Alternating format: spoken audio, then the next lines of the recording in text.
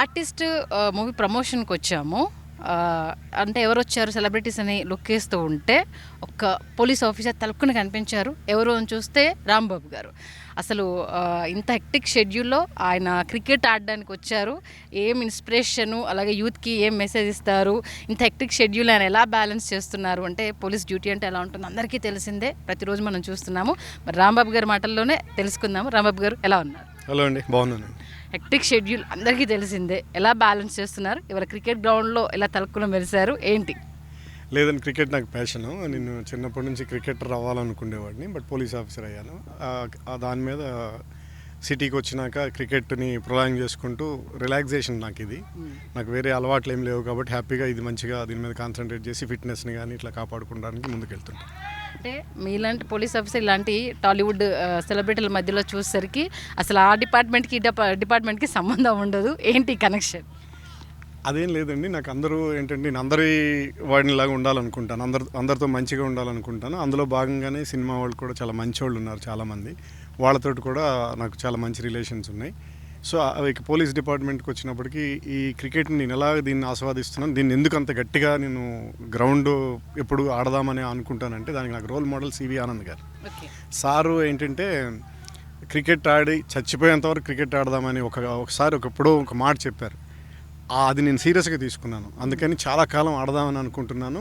అలాగే యూత్కి కూడా ఇప్పుడు అనేక రకాల ఫెసిలిటీస్ ఉన్నాయి కాబట్టి ఆ ఫెసిలిటీస్ని కూడా కల్పించడానికి కొంతమందిని మనం గ్యాదర్ చేసుకొని ఆడడానికి కూడా అవకాశాలు దొరుకుతాయి, వాళ్ళ ఐడెంటిఫికేషన్ కూడా అవుతుంది వాళ్ళకి కూడా అనే ఉద్దేశంతో నేను రెగ్యులర్గా క్రికెట్ మ్యాచ్లు ఆడడం మొదలుపెట్టాను. అంటే మామూలుగా ఉదయం లేచినప్పటి నుంచి ఏ కేసులో ఉంటారు, ఎక్కడికి పరిగెడతారు, ఎప్పుడు ఇంటికి వెళ్ళిపోతారు అనేది మీ చేతిలో ఉండని డిపార్ట్మెంట్ ఏదన్నా ఉందంటే అది పోలీస్ డిపార్ట్మెంట్, అందరికీ తెలిసిందే. మరి క్రికెట్ని అంటే డ్యూటీని ఎలా బ్యాలెన్స్ చేస్తున్నారు? అదే మనం ఏదైనా అనుకుంటే ఒక పనితోటే మన బ్రెయిన్ స్టాప్ అయిపోకూడదండి. చాలా ఒక బ్రెయిన్ ఆలోచించేది లక్షలకి కంప్యూటర్స్కి సమానం. అలాంటిది డిపార్ట్మెంట్ పరంగా డిపార్ట్మెంట్కి ఫుల్ ప్లెడ్జ్డ్ ఎఫర్ట్స్ పెట్టేస్తాం. బయటకు వచ్చినప్పుడు క్రికెట్ ఆడాలి, ఖచ్చితంగా ఆడేస్తాం. సొసైటీకి ఏదైనా సేవ చేయాలి, ఏదో ఒకటి మనకు తోచింది హెల్ప్ చేయాలి, అది చేసేస్తాం. ఇవన్నీ చేసుకుంటే కనీసం మనం ఏమీ సొసైటీకి హాని చేయొద్దు, మేలు చేయకపోయినా పర్లేదు, ఆ కాన్సెప్ట్తో ముందుకు వెళ్తుంటాం. కాబట్టి కుర్రోళ్ళు ఎవరైనా పూర్ క్రికెటర్స్ ఉన్నా ఇలాంటప్పుడే ఐడెంటిఫికేషన్ జరుగుతాయి, వాళ్ళని పైకి తీసుకురావచ్చు. మనకు చేతనైంది చిన్న చిన్న బ్యాట్స్ ఇవ్వడం, లేకపోతే కిట్ బ్యాగ్స్ ఇవ్వడం, ఇలాంటివి కూడా చేసి వాళ్ళకి ఎంకరేజ్ చేయవచ్చు. మనలాగే ఆగిపోకూడదు, వాళ్ళు ఇంటర్నేషనల్ స్టాండర్డ్లో ఎదగాలి, ఇలాంటి కాన్సెప్ట్స్ పెట్టుకొని ముందుకెళ్తున్నాం. మీ డే ఎలా స్టార్ట్ అవుతుంది? ఎన్ని గంటల నుంచి మీ పరుగు స్టార్ట్ అవుతుంది? ఎన్ని గంటలకి ఎండ్ అవుతుంది? 6 o'clock అండి, మార్నింగ్ 6 o'clockకి అన్నీ స్టార్ట్ అవుతాయి. ఈవినింగ్ మళ్ళీ ఆఫీస్ 6 o'clock అయిపోతుంది. ఆ తర్వాత 6:30, 7 o'clock మ్యాచ్లో ఆడేది ఉంటే ఒక వీక్లీ ట్వైస్ వన్స్ ఆడతాను. సండే డెఫినెట్గా మ్యాచ్ ఆడతాను. సో వీటన్నిటికీ కర్తాకర్మ క్రియ నాకు ఎవరైనా ఉన్నారంటే సివి సారే. సో ఆయన చూస్తే ఇప్పటికీ ఆ ఫిట్నెస్ అసలు చిన్న యంగ్స్టర్ లాగా ఉంటారు. అది ఎలా సంపాదించాలా అన్న ఉద్దేశంతో నేను కూడా అట్లా ట్రై చేస్తూనే ఉంటాను. సో అందుకని 1 hour జిమ్, ఒక 1/2 hour వాకింగ్, ఇలాంటివి రెగ్యులర్గా చేస్తుంటాను. ఎప్పుడు సివి సార్ని డైరెక్ట్గా చూశారు, విన్నదానికి సార్ని ఫీల్డ్లో చూసిన దానికి మీకు ఫస్ట్ అనిపించిన ఎక్స్పీరియన్స్ ఏంటి అసలు? నేను సార్ని చూసేది 18 years బ్యాక్ నుంచి ఫాలో అవుతున్నాను. ఈ మధ్యకాలంలో ఆయన ఒక వ్యసనం అయిపోయారు నాకు. ప్రతిదీ ఆయన, నేను ఎవరిని ఊహించుకోలేను. ఇటు సినిమా ఫీల్డ్కి వచ్చేటప్పటికి చిరంజీవి గారిని ఊహించుకుంటాను. వీళ్ళిద్దరూ నాకు అసలు ఏంటో మరి నాకు మొత్తం అంతా వీళ్ళిద్దరు అన్నట్టు అనిపిస్తుంటుంది. నా ముందు వెనక నాకు ఇంకేమీ అవసరం లేదు కూడా అనిపిస్తుంది, వాళ్ళిద్దరు ఉంటే చాలా అనిపిస్తుంటుంది. సివి ఆనంద్ గారు ఫీల్డ్లోకి మీరు ఎంటర్ అయ్యాక నచ్చారా, లేకపోతే బిఫోర్ నుంచే మీరు ఆయన ఫాలో అవుతున్నారా? బిఫోర్ నాకు తెలియదు. ఇన్ఫ్యాక్ట్ మాది 98 బ్యాచ్. నేను డిపార్ట్మెంట్కి వచ్చాక సార్ సైబరాబాద్ సిపిగా అట్లా చేశారు. అప్పుడప్పుడు మ్యాచ్లకు పిలిచేవాళ్ళు. ఆ మ్యాచ్లు చూసి ఆయన బాడీ లాంగ్వేజ్ ఇవన్నీ చూసి అసలు ఏంటి ఈ పర్సనాలిటీ ఇట్లా ఉంది, ఏంటి అసలు మనం ఏంటి ఎంత లావుగా ఉన్నాం, సార్లా ఎలాగ ఆడతాము, అంత క్లాసిక్ గేమ్ ఎలా ఆడతామని నేను నెట్స్కి వెళ్ళడం మొదలుపెట్టాను. అప్పుడు నేను బిఫోర్ పెద్ద ప్లేయర్ని కాదు, కానీ సార్ని చూశాక చాలా పెద్ద ప్లేయర్ని అయిపోయాను. ఎందుకంటే చాలా నెట్స్ ఆడుతున్నాను. 140, 135 స్పీడు మిషన్స్ మీద ఆడేవాడిని. సో ఆ స్ఫూర్తి ఆయిందే. CV Anand sir as a ఆఫీసర్గా చాలామందికి ఇన్స్పిరేషన్, దడదడలాడిచ్చేస్తారు. రూల్స్ అండ్ రెగ్యులేషన్స్ అయినా ఫీల్డ్లో అయినా ఎక్కడైనా సరే. యాజ్ ఎ ఆఫీసర్గా ఆయనతో మీ రిలేషన్? అంతే, రోల్ మోడల్. ఇంకా నాకు సర్వం అయిన డిపార్ట్మెంట్లో అంటే నాకు ఉన్నారు చాలామంది మంచి ఆఫీసర్స్ ఉన్నారు, మేడమ్స్ ఉన్నారు, వివి శ్రీనివాస్ గారు కానీ, డీజీ గారు కానీ. తర్వాత మన శివధర్ రెడ్డి సార్ కానీ వీళ్ళందరూ మంచి ఆఫీసర్స్ ఉన్నారు. కొత్తగూడ శ్రీనివాసరెడ్డి గారు కానీ ఇలా చాలా మంచి ఆఫీసర్స్ ఉన్నారు మనకి, ఐపీఎస్ ఆఫీసర్స్. అభిలాష మేడం కానీ, స్వాతి గారు కానీ వీళ్ళంతా. కానీ ఆయన నాకు స్పెషల్ అంతే. ఇంకా ఆయన తర్వాత నాకు ఏదైనా అన్నట్టు ఉంటాను. ఇటు వచ్చేసరికి కష్టపడి ఎలా పైకి రావాలనే దాని మీద మాత్రం చిరంజీవి గారిని చూసి నేర్చుకుంటాను. అంటే ఒకప్పుడు మీరు కష్టపడ్డ విధానానికి ఇప్పుడు యంగ్ జనరేషన్ కష్టపడుతున్న విధానానికి కంపారిజన్ ఉండట్లేదు. కారణం ఏంటంటారు? ఇప్పుడు చాలా ఈజీ అండి, దేనిలోకి ఎంటర్ అవ్వాలన్నా చాలా ఈజీగా ఎంటర్ అయిపోవచ్చు. అప్పట్లో మాకు సరైన బ్యాట్స్ కూడా ఉండేవి కాదు. చాలా ఆ బ్యాట్తో ఆడితే ఎప్పుడు ఇరిగిపోతుందో తెలియదు. తర్వాత దాని మీద పెద్ద ఫైనాన్షియల్ ఇష్యూస్ ఉండేవి. ఇప్పుడు అందరికీ చాలా బాగున్నాయి, సపోర్టర్స్ ఉన్నారు, పబ్లిక్, మంచి మంచి కంపెనీస్ ముందుకు వస్తున్నాయి. బాగా ఆడుతున్నారంటే టాలెంట్ ఉంటే డెఫినెట్గా అతన్ని ఎంకరేజ్ చేయడానికి చాలా మనుషులు చాలామంది ముందుకు వస్తున్నారు. సో సొసైటీలో ప్లేయర్స్కి ఐపీఎల్ ఇలాంటి మంచి మంచి ఫార్మాట్స్కి చాలా ఎక్కువ ప్రాతినిధ్యం వహించడానికి అవకాశాలు ఉన్నాయి. ఇటు లేడీ క్రికెటర్స్ కానీ, జెంట్స్ కానీ, స్పోర్ట్స్కి కానీ, గవర్నమెంట్స్ కానీ చాలా సపోర్ట్ చేస్తున్నాయి. సో ఇండియాలో ఇది చాలా అడ్వాంటేజ్ అని అనుకుంటున్నాను ప్రజెంట్. అలాగే టాలెంట్ పరంగా యూత్ ఎంత ముందుకెళ్తుందో క్రైమ్ రేట్లో కావచ్చు, ఈ అనవసరపు అలవాట్లకు సంబంధించి కావచ్చు, అంతే పాడైపోతున్నారు. దీని గురించి అంటే ఎందుకు కంట్రోల్ అవ్వలేకపోతుంది, ఎక్కడ లోపం అంటే రాంబాబు గారు ఏం చెప్తారు? ఫైన్ అండి, మంచి క్వశ్చన్ వేశారు. నేను ఎట్లా అనుకుంటానంటే ఒక్కొక్కసారి ఆడవాళ్ళ మీద కానీ చిన్నపిల్లల మీద కానీ చాలా వెబ్బెట్టుగా ఉంటుంది సొసైటీ.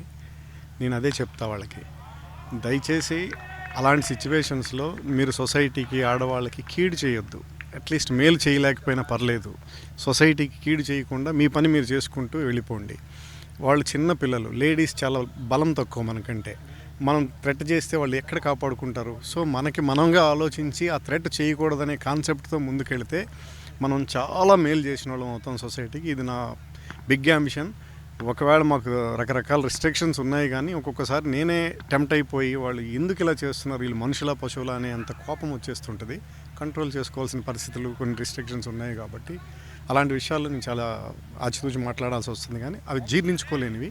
సో కాబట్టి దయచేసి అందరికీ సొసైటీ మీ తరఫున కీడు చేయొద్దు, మేలు చేయకపోయినా పర్లేదు, హాని చేయొద్దు, హెల్ప్ చేయలేకపోయినా పర్లేదు. మీకున్న ఫైనాన్షియల్ స్టేటస్ కానీ, మీకున్న పరిస్థితులను బట్టి కానీ హెల్ప్ చేయలేకపోయినా పర్లేదు, కానీ వాళ్ళకి హాని, కీడు, రకరకాల ఆస్పెక్ట్స్లో వాళ్ళని వేధించడం ఇలాంటివి మానుకుంటే మీరు సొసైటీకి చాలా గొప్ప వ్యక్తులుగా మిమ్మల్ని అభివర్ణిస్తాం.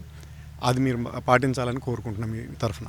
అలాగే ఈ మధ్యకాలంలో సైబర్ మోసాలు ఎంత మీరు అంటే మోటివేట్ చేస్తున్నా, తక్కువ అమౌంట్కి ఎక్కువ ఆశలు పడుతున్నారు, పడొద్దు, ఇబ్బంది పడొద్దు అని చెప్తున్నా కూడా రోజుకొకటి తెర మీదకి వస్తూనే ఉంది. అంటే ఎందుకు అరికట్టలేకపోతున్నారు వీటిని అంటే ఏం చెప్తారు? ఎందుకు జనాలు మోసపోతున్నా వీటిపైన అట్రాక్ట్ అవుతున్నారంటే ఏమంటారు? దీనికి అరికట్టడానికంటూ ఏం లేదు, జరిగిపోతుంది ప్రజెంట్. మీరు అది చూడకుండా, దాన్ని ప్రెస్ చేయకుండా ఉండండి అనే విషయాలు అయితే టీవీ ఛానల్స్ చెప్తున్నాయి, మా వాళ్ళు చెప్తున్నారు, అందరూ చెప్తున్నారు. ఏదో మెసేజ్ నీకు 1 lakh పడుతుంది, నువ్వు ఇమీడియట్గా ప్రెస్ చేయు అని చెప్పినప్పుడు అది రాంగ్ మెసేజ్ అని మీకు తెలిసినా కూడా మీరు ప్రెస్ చేస్తున్నారు. సో ఆటోమేటిక్గా మీ అకౌంట్ డీటెయిల్స్ అన్నీ వాళ్ళ దగ్గర ఉంటాయి ఆల్రెడీ. దానికి మీరు ఓటీపీలు ఇవన్నీ చెప్పేసి అంత మరీ మనకి మినిమం నాలెడ్జ్ అయితే ఉంది, దాన్ని కట్ చేయాలి. మీరు దాన్ని వాడొద్దు, అసలు మెసేజ్లు వచ్చినవి కానీ చూడొద్దు, వాడొద్దు. రాంగ్ మెసేజెస్ అని తెలుసుకోవాలి. ఇంకొకటి, రూపాయి పెడితే 5 రూపాయలు ఇస్తాం, ఎవరిస్తారు, ఎందుకు ఇస్తారు, దాని మీద మీరు చాలా దీర్ఘమైన ఆలోచన పబ్లిక్ చేయాలి. రూపాయి పెడితే 5 రూపాయలు ఇచ్చే సొసైటీలో మనం లేము, దాన్ని బ్రేక్ చేయాలి. అది ఓకే, మన రూపాయి బ్యాంకులోనో లేకపోతే ఎఫ్డీలోనో లేకపోతే ఇంకో దాని మీద, భూమి మీద, పుట్ట మీద ఇన్వెస్ట్ చేస్తే అది ఎప్పటికైనా డబుల్ అవుతుంది. ఇది కరెక్ట్. కష్టపడి సంపాదించిన ప్రతి రూపాయి వాల్యుబుల్ అని అనుకోవాలి. సొసైటీకి ఈ సందర్భంగా అంటే ఎంటైర్ మీరు మీ చిన్నప్పటి నుంచి చూసిన దగ్గర నుంచి ఇప్పుడు మీరు ఆన్ ఫీల్డ్లో ఉన్నదాన్ని కావచ్చు, ఆఫ్ ఫీల్డ్ కావచ్చు, ఏదైనా చెప్పాలనుకుంటే ఏం చెప్తారు? అంటే ఒక్కొక్క పెద్ద వ్యక్తులు చెప్పిన పెద్ద మాటలు ఏంటంటే, గంజి చూసాం, బెంజి చూసాం. నేను గంజి చూశాను, బెంజి చూడలేకపోయాను ఆఫ్కోర్స్ నాకున్న పరిధిలో. సో గంజి చూసి వచ్చిన వాళ్ళం కాబట్టి కష్టం ఏంటో తెలుసు, కష్టం విలువ ఏంటో తెలుసు.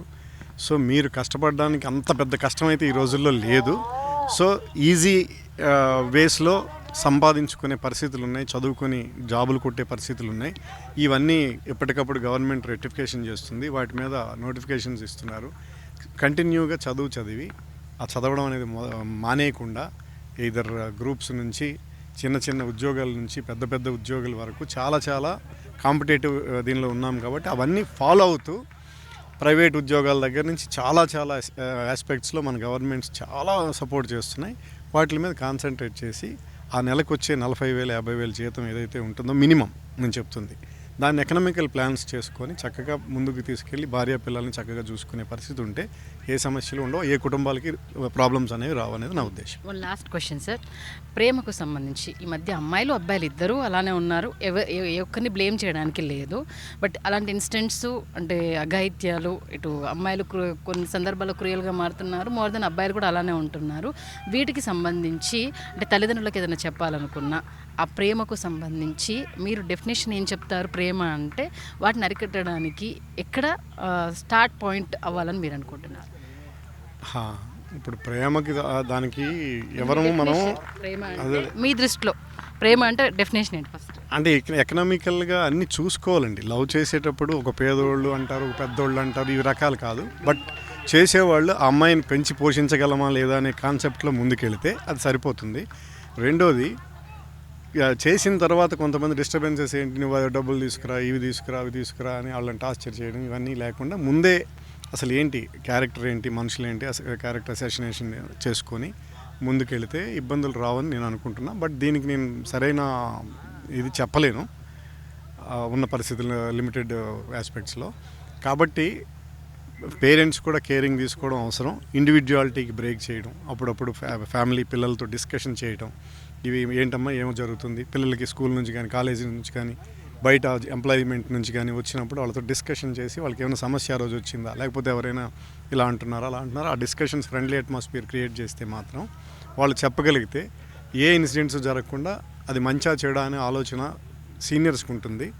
అది పేరెంట్ కానీ గైడ్ గురువు కానీ ప్రతి చోట బడీ సిస్టమ్ లాగా మంచి క్లోజ్ ఫ్రెండ్ కానీ ఉండాలి మనిషికి. ఎందుకంటే ఆ క్లోజ్ ఫ్రెండ్కి చెప్పగలగాలి ఈ సమస్యలు, లేకపోతే సూసైడ్ వరకు వెళ్ళిపోతున్నారు కొంతమంది. సో ఆ ఫ్రెండ్కి చెప్పడం వల్ల క్లోజ్ ఫ్రెండ్ ఒకడు, నిజాయితీ గల ఫ్రెండ్స్ ఉండాలి. ఆ ఉన్నప్పుడు వాళ్ళకి మనం సమస్య చెప్పుకోగలిగితే వాళ్ళు ఏం చేస్తారు, ఒక సలహా ఇవ్వడం, లేకపోతే వాడు తీసుకునే నిర్ణయానికి బ్రేక్ చేయడం, మనిషిని కాపాడుకునే పరిస్థితి ఉంటుంది.